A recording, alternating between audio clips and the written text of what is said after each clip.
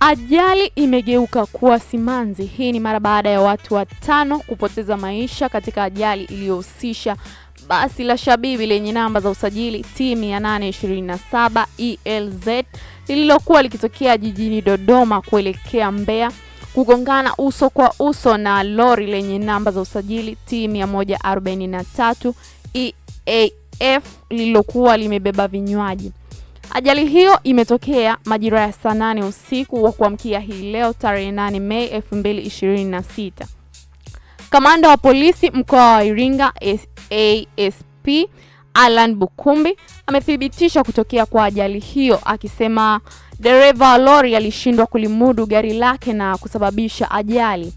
Kwa upande wa mganga mfawidhi wa hospitali ya mkoa wa Iringa Dr. Alfred Mwakalebe amesema miili ya marehemu imehifadhiwa katika hospitali moja na watu wengine wakiendelea kupatiwa matibabu kutokana na kupatikana kwa majeruhi mengi.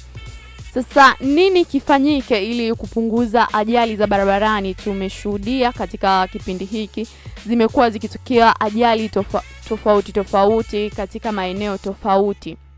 Nini kifanyike ili kudhibiti ajali za barabarani?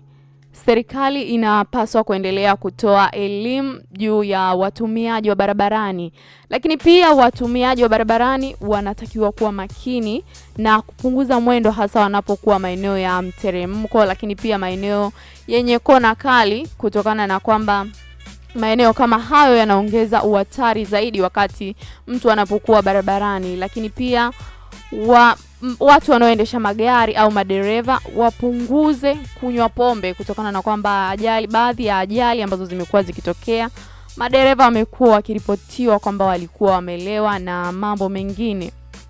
So endelea kutufuatilia sisi kama Matengo Media ili kuendelea kupata habari. Nawapenda sana guys, bye.